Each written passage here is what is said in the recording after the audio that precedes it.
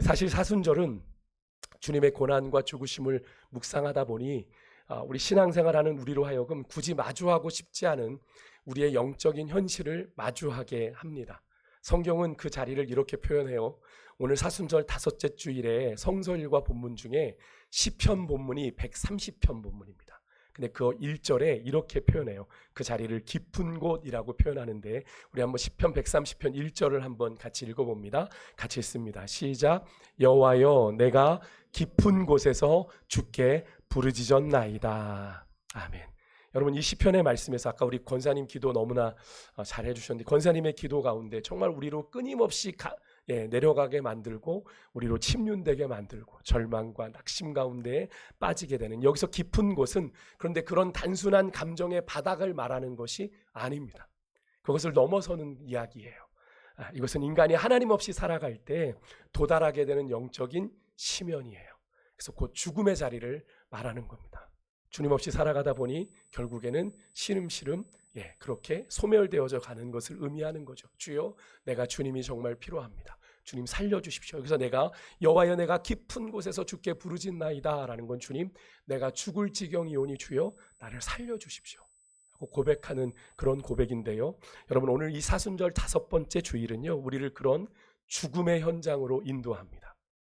먼저 예수님의 죽음을 만나기 전에 우리가 만날 수 있는 죽음의 현장으로 인도하는데 오늘 성서일과의 구약 본문인 오늘 제가 여러분에게 봉독해드렸던 에스겔 37장은 어떤 상황이에요?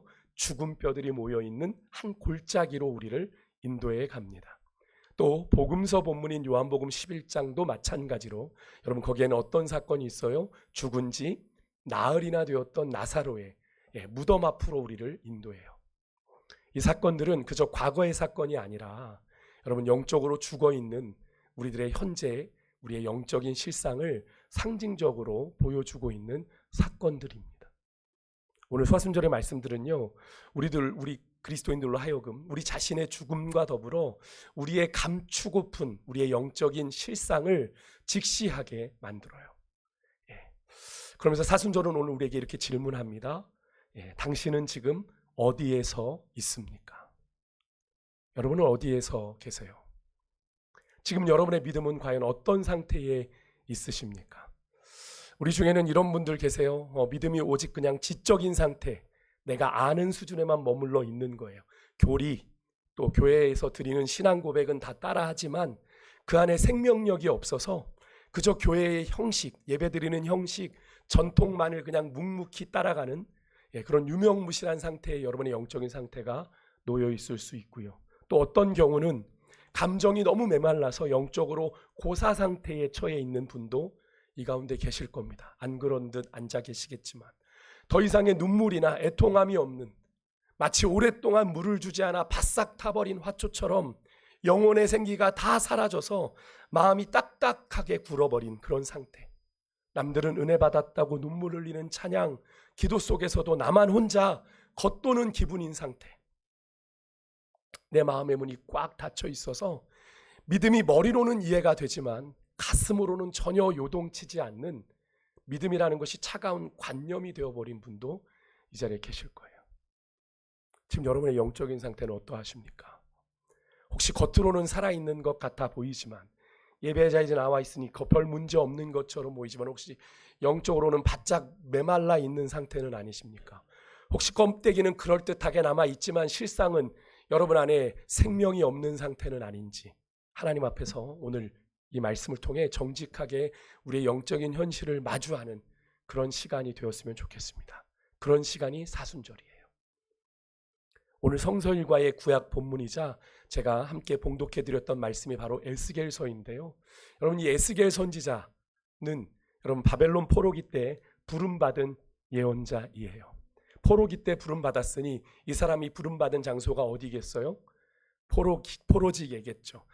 제가 자주 말씀드렸지만 남왕국 유다가 바벨론에게 멸망을 당한 때가 언제였어요? 주전 586년입니다. 그죠? 그 정도는 이제 조금 알고 계셔 주세요.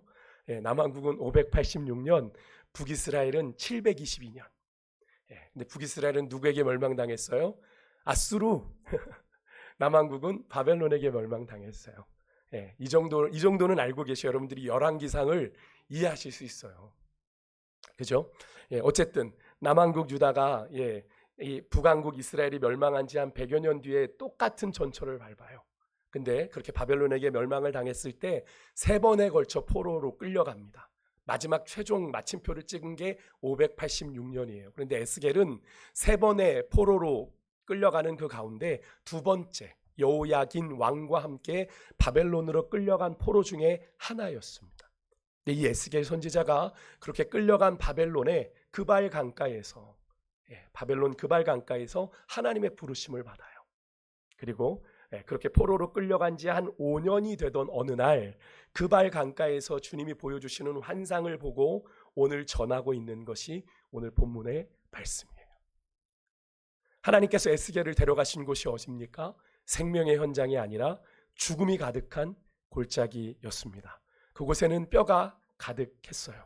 그 장면을 성경은 이렇게 우리에게 보여줍니다. 2절에 보시면 그 골짜기 지면에 뼈가 어떻게 했대요? 심이 많았고 아주 말랐더라 라고 표현하는데, 여러분 이게 어떤 상태로 느껴지십니까?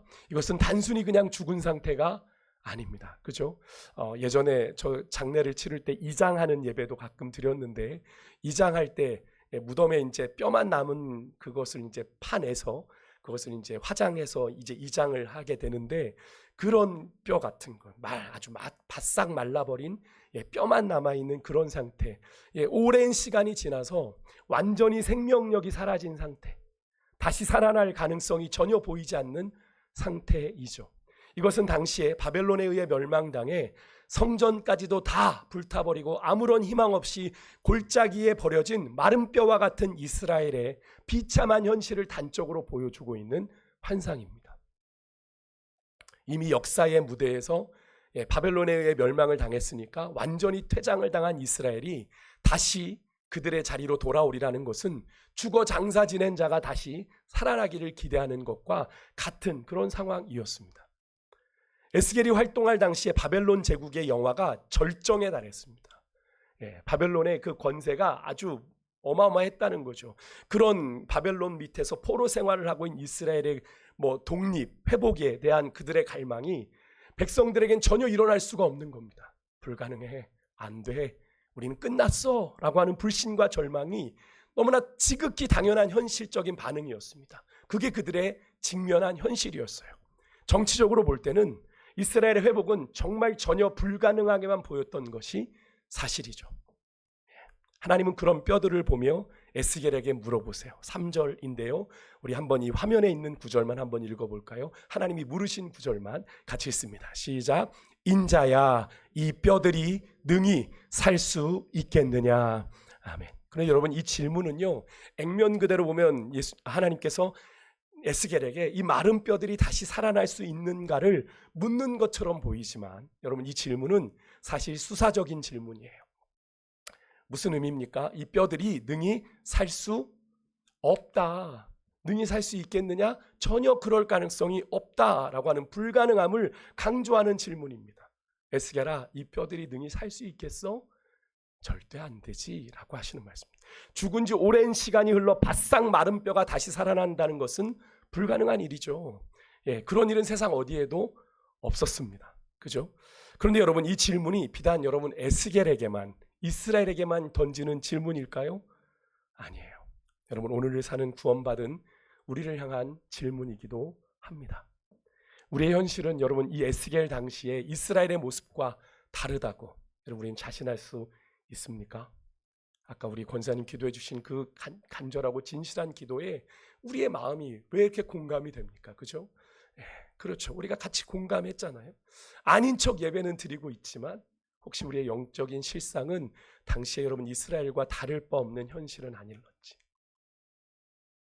좀 더 구체적으로 살펴보면, 인자야, 이 마른 뼈들이 능히 살 수 있겠느냐라고 하신 이 하나님의 질문은 에스겔 당시의 이스라엘의 현실처럼 이미 식어질 대로 식어져 버린 우리의 신앙에 대한 질문이고요. 또 여지없이 반복되는 죄로 인해 우리의 마음이 굳어질 대로 굳어진, 무뎌져 버린 우리의 마음에 대한 질문이기도 하고요. 회복될 수 없다고 여겨지는 하나님과 또는 사람과의 관계에 대한 질문이기도 하고요. 마지막으로 생명력을 잃어버린 우리 교회와 우리 삶에 대한 질문이기도 해요. 그런 주님의 질문에 대한 에스겔의 대답이 정말 중요하겠죠. 에스겔이 이 주님의 질문에 뭐라고 대답했는지 아십니까? 3절에 보면 이렇게 대답해요. 주 여호와여, 주께서 아시나이다. 여러분, 이 에스겔의 대답을 조금 더 자세하게 풀어보면 이런 겁니다. 이 뼈들이 살 수 있는지는 여호와 하나님, 여호와의 결정에 속하기에 여호와 하나님만 아십니다. 이렇게 얘기하는 거예요. 즉 뼈의 소생이 오직 여호와 하나님의 결정에 속해 있습니다를 인정하는 고백입니다. 우리는 할 수 없습니다. 현실로는 불가능하지만 주님이 하시면, 사실 누구도 죽어서 뼈만 남은 자들을 소생시킬 수는 없기에, 영화 같은 스토리죠. SF 영화 같은 걸 보면 물론 그런 일들이 미라 이런 것들을 통해서 나오지만 현실적으로는 없죠. 그러니까 마른 뼈들이 다시 살 수 없다라는 건 분명한 현실이나, 그죠? 전능하신 하나님이 거기에 개입하시면 사정은 달라질 수 있다라는 믿음의 고백입니다. 여러분, 이 에스겔의 고백을 잘 보셔야 돼요. 사실 여러분, 주님의 질문에 뼈들이 살다, 이 살다라고 하는 이 동사의 주어가 뼈들이 되면 전혀 불가능한 이야기죠. 그냥 뼈들이 사는 건 불가능합니다. 그런데 여러분, 그 주어가 뼈들이 아니라 여호와 하나님이 되면 어떻게 될까요? 언제라도 그 마른 뼈들이 살아나는 일은 가능한 일 아니겠어요? 여러분, 믿으십니까? 여러분, 이걸 믿으셔야 돼요. 그때나 일어날 일이지 오늘 나와는 상관없잖아. 우리가 그렇게 신앙생활하니까 우리의 신앙에 능력이 없는 거예요. 여러분, 능력이 없는 거예요. 여러분, 주님 죽으셨어요? 우리 주님 죽으셨나요? 이때 역사하셨던 그 주님이 죽으셨어요? 우리는 빈 껍데기 붙잡고 믿는 건가요? 아니죠. 우리 주님 살아계심을 믿으십니까? 믿는 자에게 역사가 나타난다고요. 여러분, 우리의 인생은 우리가 주어가 되면 안 되는 일, 불가능한 일들 뿐이지만 우리 주님이 주어가 되시면 어떤 불가능한 일도 가능함을 믿으시기를 주의 이름으로 축복합니다. 주님이 여러분의 인생의 주어가 되면 우리 인생이 달라질 수 있다고요. 지금껏 몸부림치고 계획하고 계획도 세우고 다짐도 해봤는데 여전히 제자리입니까? 내가 하려고 하니까 안 되는 거예요. 우리의 인간의 의지가 그렇습니다. 우리 인간의 의지가 그래요. 우리의 결심이 그래요. 하지만 하나님이 우리 인생의 주어가 되면 우리 인생 달라질 수 있습니다. 믿으십니까? 더 이상 여러분, 우리 그렇게 되면 우리 인생의 걱정과 염려가 우리의 문제가 아닌 거죠. 누구의 문제가 됩니까? 주님의 문제가 되는 거죠. 내가 안고 있는 문제, 내가 책임질 수 없으니까. 그럼 우리는 더 이상 그 문제를 내가 안고 있지 않아요. 왜? 내가 안고 있는다고 해결됩니까? 내가 안고 있는 문제들이 해결되던가요? 시간만 흘러갈 뿐이죠. 여러분, 그런데 그러면서도 주님께 나아가진 않잖아요. 왜 안 나가요? 왜 안 나가요? 믿지 못하니까. 주님이 역사하실 거라고 믿지 않으니까 안 나오는 거예요. 기도하지 않는 겁니다. 교회에 나오지 않아도 됩니다. 여러분의 삶의 자리에서 나아가시면 되잖아요. 근데 왜 기도의 자리에 나아가지 않습니까? 믿지 않으니까. 설마 나에게 그런 일이 있겠어? 여러분, 그래서 우리가 그런 찬양 하잖아요. 넘지 못할 산이 있거든. 어떻게 하래요? 주님께 맡기세요. 그랬잖아요. 여러분, 그러기 위해서는 우리가 내가 인생의 주어가 돼서는 안 됩니다. 우리 인생의 주어를 누구로 바꿔야 돼요? 주님으로 바꿔야 되는 줄 믿습니다. 에스겔은 바로 그것을 인정한 겁니다. 이스라엘의 현실은 주님 맞습니다. 불가능합니다. 지금의 정치적으로 어떤 상황을 대입해도 이스라엘이 회복되는 건 불가능합니다. 하지만 하나님이 이 역사에 개입하시면 어떤 일이 일어날지 모릅니다. 그 고백을 한 거예요. 언뜻 보면 에스겔이 주 여호와여, 주께서 아시나이다라는 이 대답이 하나님의 질문에 답을 회피하는 것처럼 보이지만 그렇지 않아요. 회피하지 않았습니다. 에스겔은 우리 인간이 할 수 없는 인간의 한계를 하나님 앞에 정확하게 인정하면서 무엇을 열어놨어요? 하나님의 가능성에 모든 것을 맡기는 믿음의 고백을 드렸던 겁니다. 아멘이십니까? 우리의 인생 또한 그래야 돼요. 내가 안고 있으면 답이 없지만 하나님께 가능성을 열어놓으면 길이 있어요. 하나님이 하시니까. 아멘이십니까? 그런 걸 경험해보지 못하니까 우리는 늘 이 자리에 있는 거예요. 여러분을 책망하는 거라 여기지 마십시오.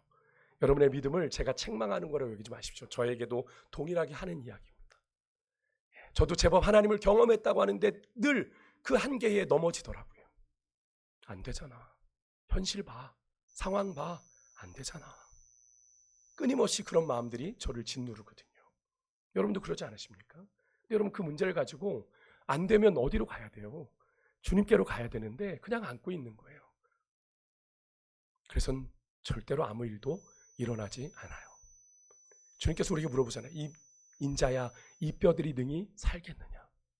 주님이 물어보시는데 모르겠어요. 그러고 마는 거예요. 여러분, 그런 에스겔의 답변에 하나님도 기쁘셨던 것 같아요. 적극적으로 반응하시죠, 하나님이. 그죠?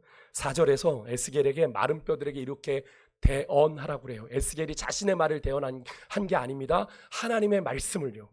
그래서 여러분, 이 하나님의 말씀을 우리가 소리내어 선포하는 것도 되게 중요해요.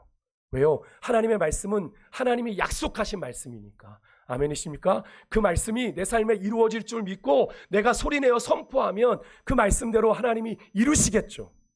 방법은 우리가 예상한 것과 다를 수 있겠지만. 아멘이십니까? 그래서 저는 오늘 이 말씀을 준비하면서 이 대언한다라는 이 표현에 되게 은혜가 됐습니다. 여러분의 삶의 문제 가운데 여러분 말씀을 그냥 눈으로 읽는 것도 좋아요. 하지만 여러분 시간이 될 때마다 여러분의 삶에서 말씀을 소리내어 읽으십시오. 주여 이 말씀대로 이루어지이다.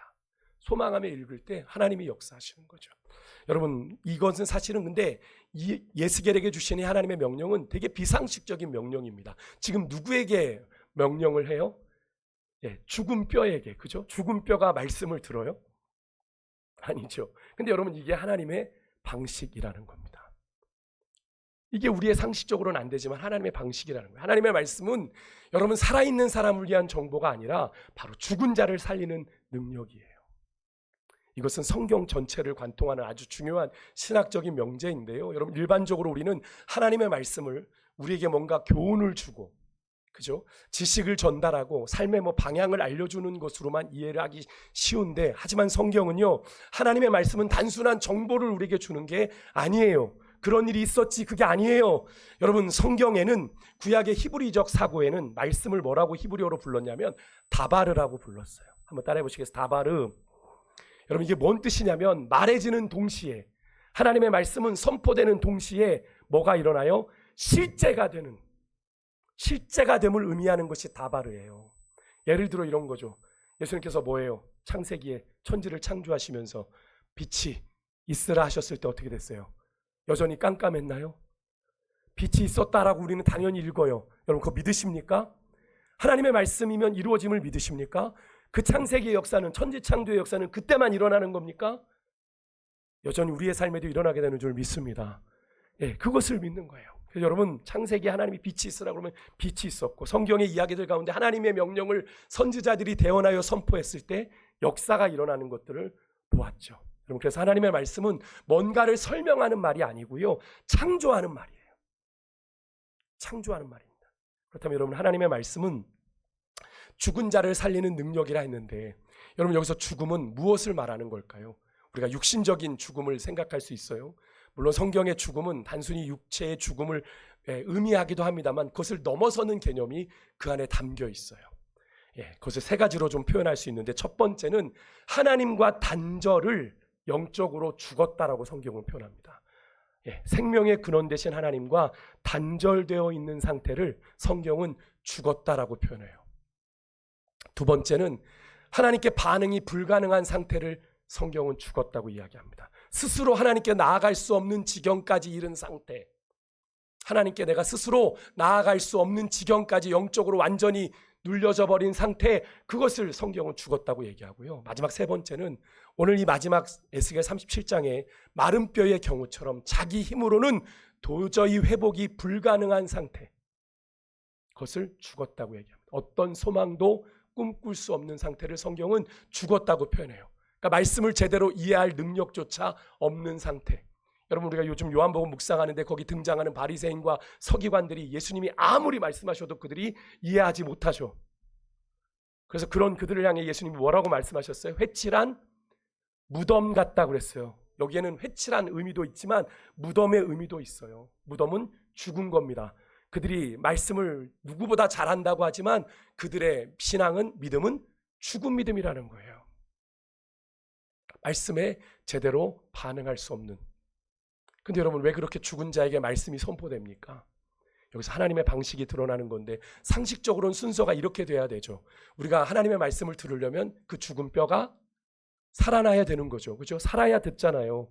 물론 우리가 죽어도 마지막까지 이제 열려 있는 게 뭐라고 그래요?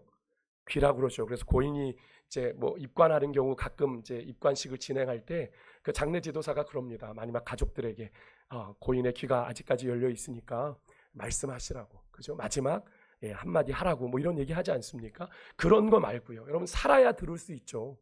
죽어서 듣는 건 한계가 있어요. 하지만 하나님은 반대로 하십니다. 말씀하시면, 하나님이 말씀하시면 그러면 죽은 자가 살아난다. 여러분 믿으십니까? 에스겔 37장의 이 에스겔은 살아있는 사람에게 예언하지 않았어요. 대언하지 않았습니다. 완전히 죽은 뼈들에게 말씀을 선포했죠. 여러분, 이것은 놀라운 선언이에요. 말씀은 반응하는 자에게 주어지는 것이 아니라 반응할 수 없는 자를 살리기 위해 말씀이 주어져요. 그래서 에스겔이 하나님의 말씀대로 선포하는데 어떻게 선포했나 보십시오. 여러분, 우리가 좀 믿음으로 같이 선포했으면 좋겠는데, 오늘 에스겔이 하나님이 주시는 말씀을 대언하여 선포한 구절이 4절부터 6절까지의 말씀인데요, 우리가 좀 에스겔의 마음으로 선포했으면 좋겠어요. 믿음으로 선포했겠죠. 소망 가운데 선포했겠죠. 하나님이 행하시면 가능합니다 라는 그런 믿음의 고백으로 한번 이 말씀을 같이 한번 읽어보겠습니다. 같이 읽습니다. 시작. 너는 이 모든 뼈에게 대언하여 이르기를, 너희 마른 뼈들아 여호와의 말씀을 들을지어다. 여호와께서 이 뼈들에게 이같이 말씀하시기를, 내가 생기를 너희에게 들어가게 하리니 너희가 살아나리라. 너희 위에 힘줄을 두고 살을 입히고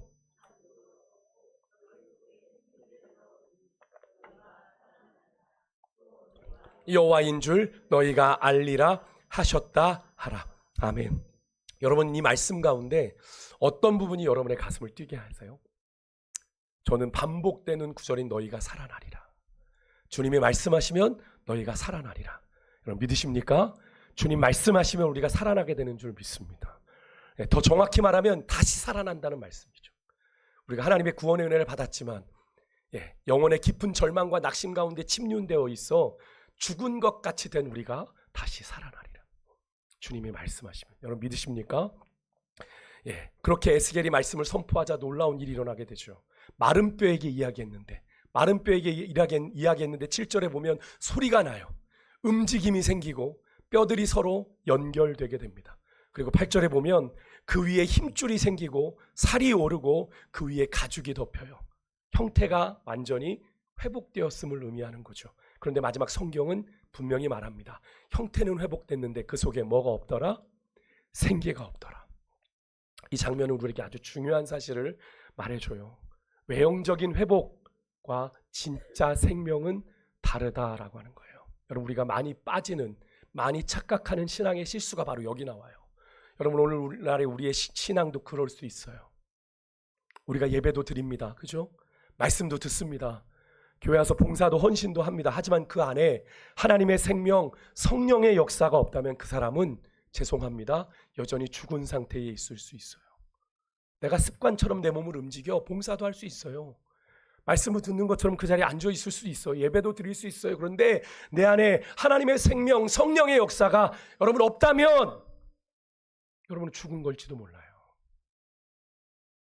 여러분의 지금의 상태는 어떠하십니까? 여러분의 상태를 잘 들여다보셔야 돼요. 내가 교회 왔다 갔다 하니까, 예배 드리니까, 말씀 들으니까, 내가 봉사도 하니까 나는 살아있겠지. 정말 살아있습니까? 하나님은 다시 선지자에게 말씀하세요. 9절입니다. 인자야, 너는 생기를 향하여 대언하라. 뭐라고 대언했어요? 주 여호와께서 이같이 말씀하시기를, 생기야, 사방에서부터 와서 이 죽음을 당한 자에게 불어서 살아나게 하라. 이렇게 대언하게 하시는데요, 여러분 여기에 생기를 의미하는 히브리어가 여러분 아시겠지만 루아흐예요. 루아흐.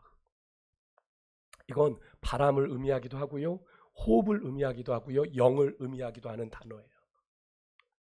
근데 여기서 하나님이 말씀하시는 이 생기는 단순한 들숨과 날숨의 호흡이 아니라 하나님의 영, 성령을 의미해요. 성령을 의미해요. 우리는 또 이 장면에서 다시 한번 창세기 2장 7절의 말씀을 떠올리게 되죠.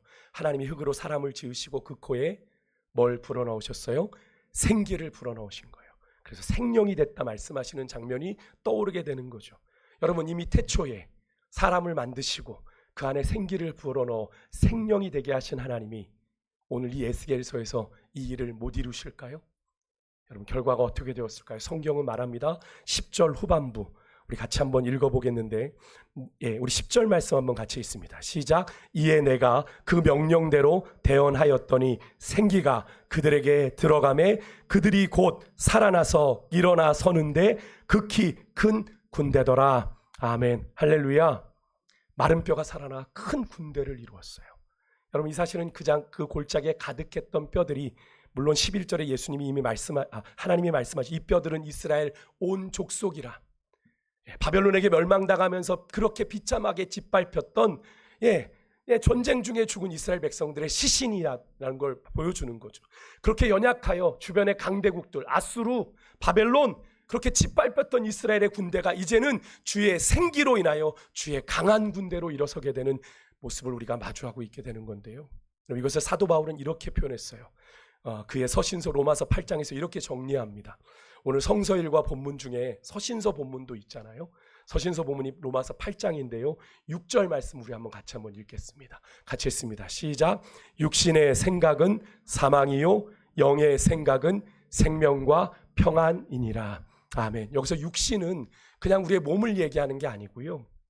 하나님 없이 살아가는 인간의 존재 방식, 그냥 내 마음대로 사는 방식, 그것이 결국은 뭐예요? 사망이에요. 마른 뼈가 된다는 겁니다. 오늘 에스겔의 말씀처럼 말이죠. 하지만 영의 생각은 뭡니까? 하나님의 영이 임하시면, 그죠? 하나님의 영이 임하셔서 영의 생각을 품으면 죽음에서 어디로 옮겨져요? 생명으로, 하나님이 주시는 평안을 누리게 된다라고 사도 바울은 정리하고 있는 거예요. 오늘 에스겔서의 말씀을 저렇게 정리한 거죠. 또 11절의 말씀을 함께 읽겠습니다. 우리 믿음 가운데 읽어요. 시작. 예수를 죽은 자 가운데서 살리신 이의 영이 너희 안에 거하시면, 그리스도 예수를 죽은 자 가운데서 살리신 이가 너희 안에 거하시는 영으로 말미암아 너희 죽을 몸도 살리시리라. 아멘. 믿으십니까? 정말 믿으세요? 이것을 믿어야 우리가 부활의 영광을 누리게 되는 거죠. 그리고 부활의 영광은 누가 누려요? 우리 안에 성령이 계실 때, 그죠? 성령이 있는 자가 누리는 거예요.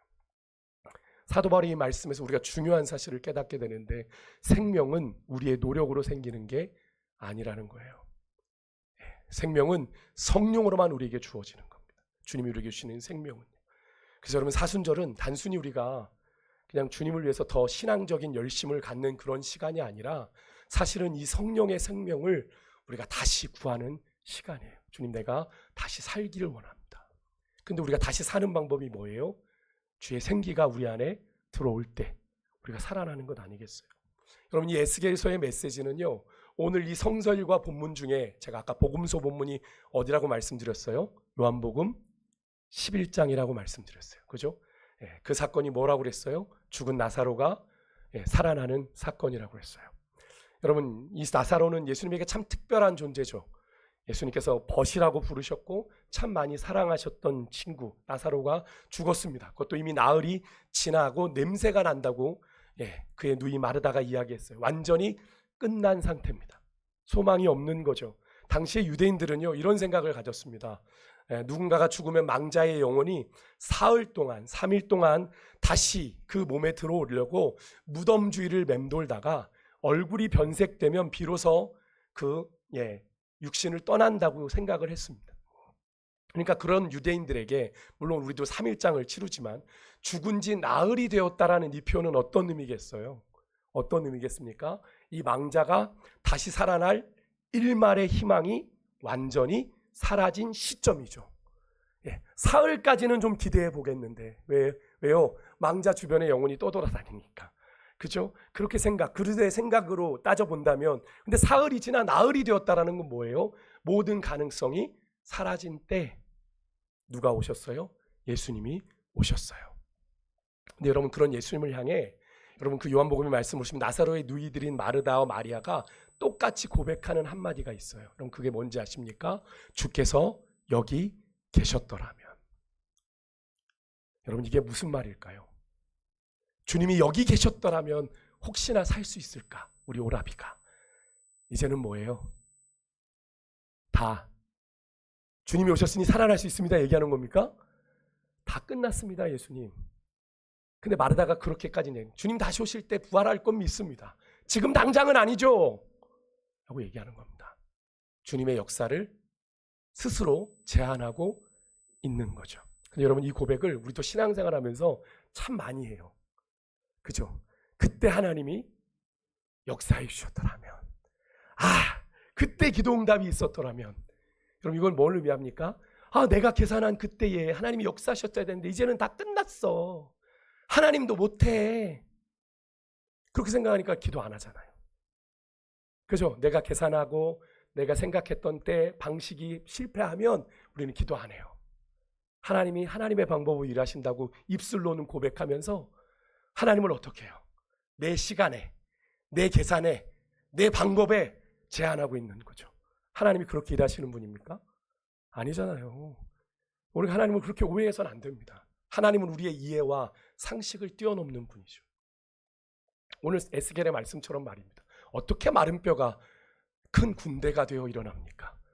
가당치도 않은 이야기지만 그 역사가 누가 일하시면, 하나님이 일하시면 일어나더라는 거죠. 여러분 믿으십니까? 먼 훗날 일어나는 게 아니라 지금 일어난다고요 여러분. 아멘이십니까? 마르다와 마리아의 모습을 우리가 똑같이 하고 있잖아요 지금도. 근데 여러분 예수님께서는 그런 마르다와 마리아의 절망적인 기대를 넘어 이런 말씀을 하세요. 중요한 말씀이니까 함께 읽어봅니다. 요한복음 11장 25절 같이 읽습니다. 시작. 예수께서 이르시되 나는 부활이요 생명이니 나를 믿는 자는 죽어도 살겠고. 할렐루야. 믿으십니까? 예수님 자신을 가리켜 내가 부활을 시키는 사람이야, 부활 주는 자야 라고 말씀하지 않으시고 내가 곧 부활이다, 내가 곧 생명이다 라고 말씀하시고 무덤 앞에서 외치십니다. 뭐라고요? 나사로야 나오너라. 나사로야 나오너라. 여러분 이 예수님의 한 말씀에 한마디에 어떤 역사가 일어나요? 나사로를 나흘이나 붙잡고 있었던 죽음의 권세가 물러갑니다. 떠나갑니다. 아멘이십니까? 죽은 지 나흘이 되어 나사로가 일어나 배에 동인 채로 나옵니다.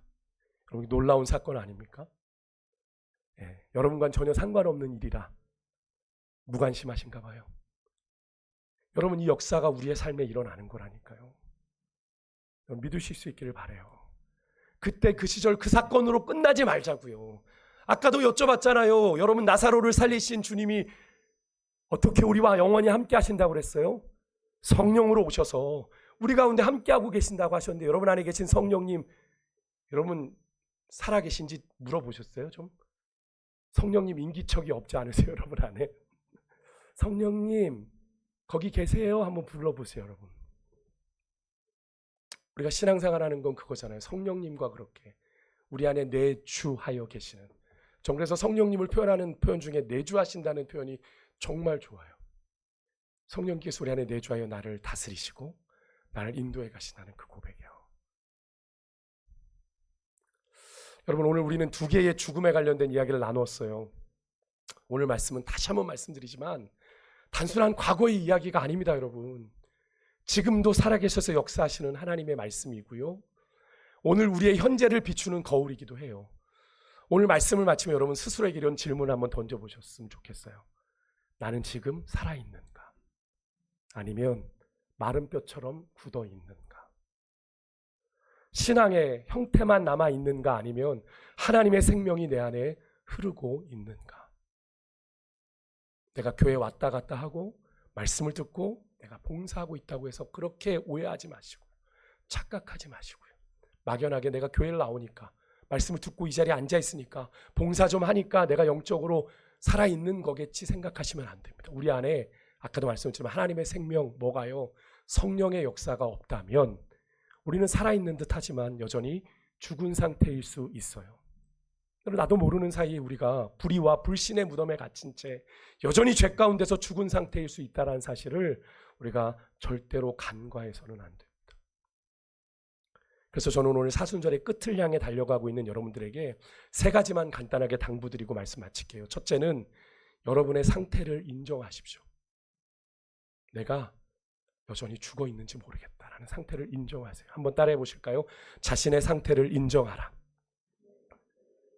여러분 이스라엘은 말했어요. 아까 제가 본문 11절 여러분 보시면 우리의 소망이 없어졌다라고 얘기했어요. 그들의 현실은 어떤 소망도 어떤 희망도 기대할 수 없는 상태. 그런 그들의 상태를 단적으로 보여주는 게 바로 골짜기에 무수했던 마른 뼈들이죠. 어떤 소망도 어떤 일말의 기대도 가질 수 없는.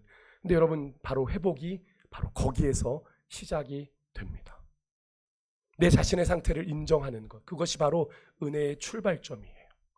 아닌 척, 체면 따지고 자존심 부리면 하나님의 역사는 일어나지 않습니다. 자존심을 부린다는 건 뭐예요? 내가 여전히 내 삶의 주인이 되겠다는 이야기잖아요. 그래서 여러분 사도 바울은 에베소서 2장 1절에서 구원받은 우리들의 과거, 언제일지 모르지만 옛모습, 영적인 과거를 정확하게 지적해요. 허물과 죄로 어떻게 해요? 죽었던입니다. 죽어가는이 아니라 죽었던 너희를 누가 살리셨대요? 우리 주님이 살리셨어요. 우린 산 존재예요. 여기 보면 우리는 죄로 인해 죽은 상태로 태어났어요. 스스로 살 가능성이 전혀 없는 존재라고 사도 바울은 이야기합니다. 우린 과거 그런 존재였어요. 모든 인간은 죄로 인해 영적으로 죽은 상태로 태어나기에 스스로 구원할 수 없는 그런 존재. 그런 우리를 예수 그리스도께서 십자가 구원으로 살려주셨다라고 하는 사실을 사도 바울이 지금 에베소서 2장 1절에서 이야기하고 있는 건데요. 그런데도 우리는 과거 이스라엘 백성들이 그랬던 것처럼 우리에게 값없이 구원의 은혜를 베풀어 주신 하나님을 여전히 불신하며 불의한 가운데 내 마음대로 여전히 살아가고 있는 우리의 영적인 현실을 지금의 이 상태를 인정하는 것이 바로 우리의 영적인 회복의 시작이고 은혜의 출발이라는 것을 여러분 잊지 마시기를 바랍니다. 내 상태를 겸손하게 주님 앞에 인정할 때 주님 내가 이런 존재입니다. 내가 이런 연약한 자입니다. 아까 우리 권사님 기도해 주실 때 하나님 우리는 하나님의 긍휼과 하나님의 자비만을 구할 수밖에 없는 존재라는 사실을 겸손하게 여러분 주님 앞에서 인정할 때 은혜가 시작되는 거예요. 둘째는 말씀 앞에 서십시오. 말씀 앞에. 오늘 에스겔 말씀에서 마른 뼈들도 말씀을 들었습니다. 말씀이 들릴 수 없는 존재라고 생각하는 마른 뼈도 말씀을 들었습니다. 여러분 말씀은 살아있는 사람만 듣는 게 아니고 우리의 영이 죽은 상태에서도 말씀을 들어야 합니다. 그래야 삽니다. 그러니까 여러분이 때로는 신앙의 슬럼프가 오실 수도 있죠. 너무나도 침륜되어 정말로 교회에 한 걸음 나오는 것조차도 어려울 수도 있죠. 그럴 때라도 여러분 말씀은 놓지 마십시오. 말씀이 여러분을 살립니다. 여러분 말씀이 생명이고 진리고 길이죠. 왜 그렇습니까? 예수님 자신이 곧 말씀이시니까. 요한복음 1장 14절 말씀 우리가 세번역 말씀으로 같이 한번 읽어볼게요. 같이 읽습니다. 시작. 그 말씀은 육신이 되어 우리 가운데 사셨다. 우리는 그의 영광을 보았다. 그것은 아버지께서 주신 외아들의 영광이었다. 그는 은혜와 진리가 충만하였다. 아멘. 여기에 그가 누굽니까? 말씀이 육신이 되어 우리 가운데 사신, 우리 가운데는 사시지 않았지만 지금 우리 가운데 살고 계시지만 요한은 실제로 예수님과 함께 공생애를 보냈던 자이죠. 이 성경을 복음서를 기록했던요. 우리 가운데 사신 하나님의 외아들 예수 그리스도를 말하고 있는 거죠. 우리가 그 말씀 앞에 설 때 우리는 살게 되는 줄 믿습니다. 말씀을 놓지 마십시오. 말씀을 놓지. 마지막으로 성령을 구하십시오. 성령을 구하세요. 여러분 형식만으로 충분하지 않아요. 내가 교회에 왔다 갔다 하는 형식, 내가 하나님의 말씀에 대해서 좀 수십 년 들었다, 내가 내 안에 축적된 지식만으로 충분하지 않습니다. 그것은 이미 여러분 성경에 기록된 이스라엘의 역사가 우리에게 증명하잖아요. 여러분 이스라엘 백성들은 하나님의 선민으로 누구보다 말씀에 능통한 자들이었지만 메시아가 왔음에도 불구하고 그들의 민족으로 메시아가 눈앞에 왔음에도 불구하고 메시아를 인정하지 않았던 자들이 그들 아닙니까? 여러분 생명은 성령으로만 와요. 생명은 성령으로만. 오늘 간구하십시오. 주여 내 안에 주의 생기를 불어넣어 주십시오. 내가 살기를 원합니다. 여러분 그것이 우리가 진정 사는 길이요 우리의 영의 진정한 목마름을 해결하는 영원한 생수가 될 거예요. 오늘 이 시간 진심으로 우리가 주의 성령을 구하고 충만히 받으십시오. 성령의 충만을 받으십시오. 그래야 할 때 여러분 오늘 이 시대가 때가 너무나 악하고 세월을 아껴야 하는 이 시대인데 여러분 사도 바울은 얘기했어요. 너희가 때가 악하니 세월을 아끼라. 어리석은 자가 되지 말고 이 시대 가운데 주님의 뜻이 무엇인지 분별하도록 하라고 말씀했어요. 근데 그 방법이 어떻게? 우리가 주님의 뜻을 어떻게 분별하여 알아요? 성령께서 우리에게 생각나게 하실 때, 주의 말씀을 가르치실 때 우린 주님의 뜻을 분별하여 알게 되는 거죠. 그럼 말씀을 마치겠습니다. 이제 막바지로 달려가고 있는 2026년의 사순절, 우리가 주님의 고난과 죽으심을 묵상하는 우리로 이 사순절의 시간을 우리를 저 깊은 곳으로 내려가게 만들고 우리의 영적인 상태를 직면하게 만들고 그 자리에서 하나님을 간절히 찾고 부르짖게 하는 시간인데요. 그렇게 우리가 하나님의 이름을 부를 때 우리 주님은 어떻게 해요? 응답하세요.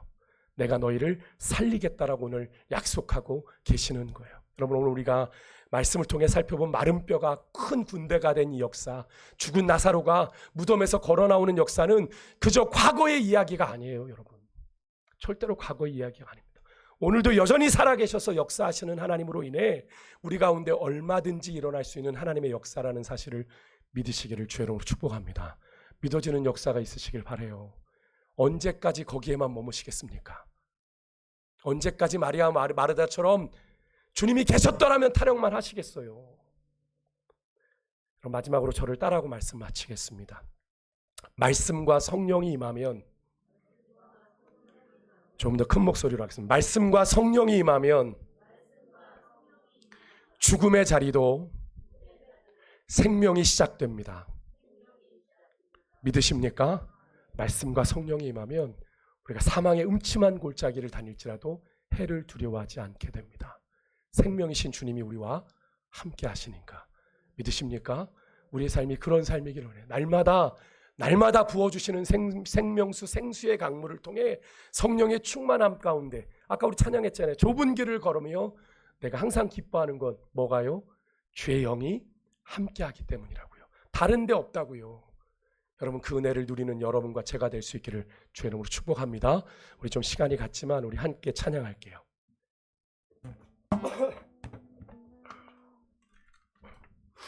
여러분, 마지막에 불렀던 주 예수 나의 산소망 이 찬양, 여러분 앞부분의 가사들을 잘 보세요. 깊은 절망의 수렁 가운데 주님께 닿을 수 없던 우리, 허물과 죄로 죽었던 우리를 이야기하죠. 어둠 밤 중에 하늘을 향해 주의 이름을 부를 때 어둠을 뚫고 오신 주님의 사랑, 나의 절망을 거두셨다고. 여러분, 이것이 우리의 기도가 되었으면 좋겠어요. 우리 같이 고백하며 우리 찬양하겠습니다.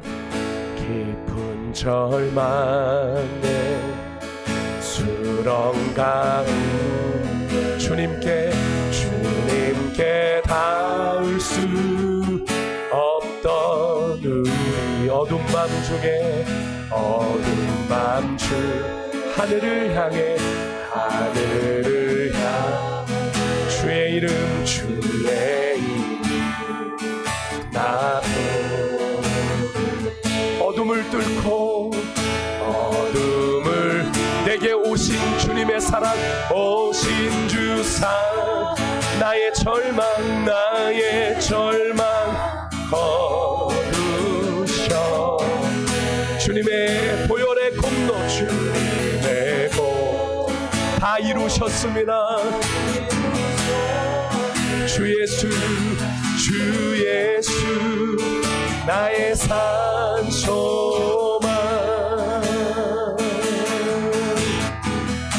그 누가 주 자비를 다 알았다. 한없는 은혜 승량할까. 영광을 떠나 영광을 이 땅에 오신 나를 대신해 죄가 되신 구주 예수. 주님의 십자가, 주의 십자가 내게 말하네. 영원히 난 용납했네. 아름다우신 왕, 나는 주님의 것, 나는 주의 고백합니다. 그리스도 나의 산소. 할렐루야 할렐루야. 주를 찬양하여라. 할렐루야. 주님 자유케 하셨도다. 죄의 저주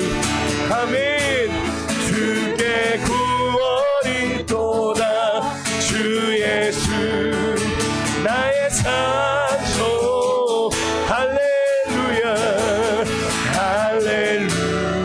할렐루야 주를 찬양 아멘 아멘 할렐 우리를 죄에서 자유케 하셨도다 죄의 저주 주께 구원이 주 예수 나의 산소만 언약된 아침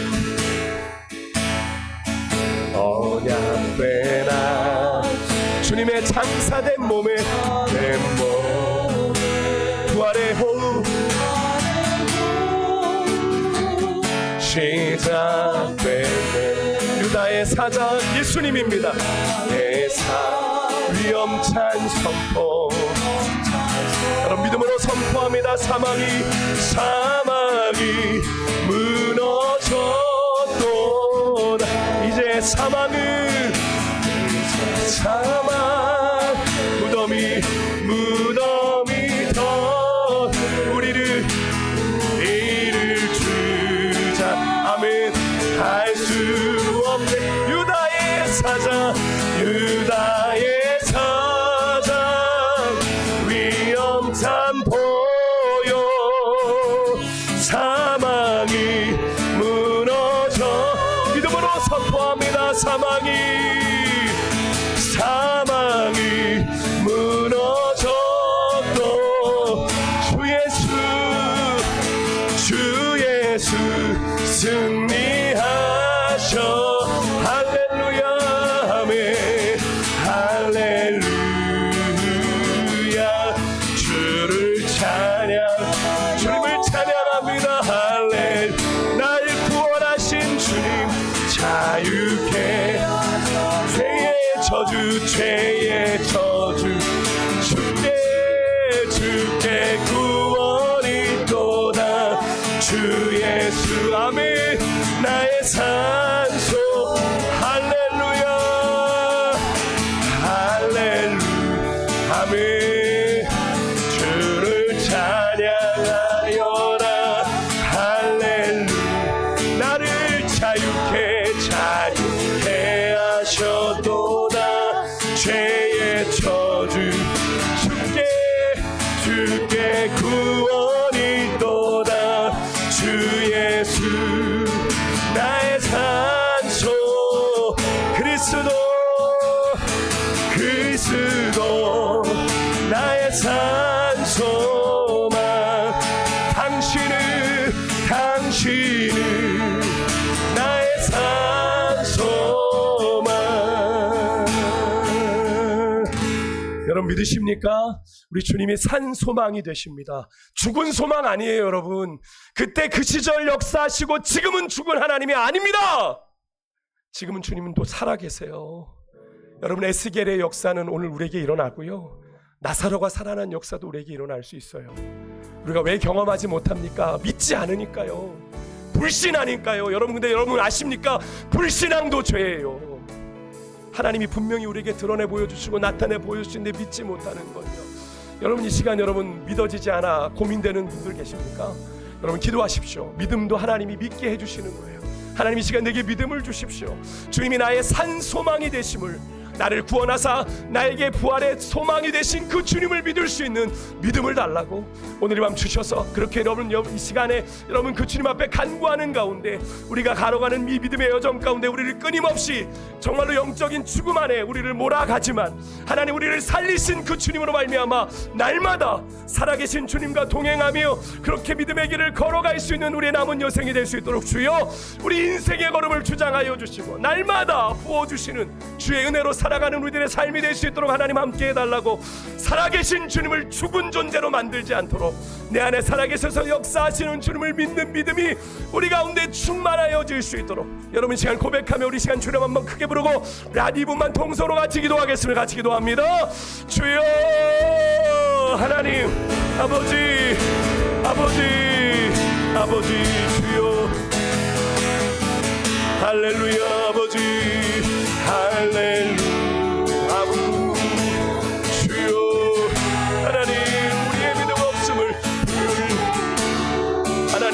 불쌍히 여겨 주시옵소서. 하나님, 우리 가운데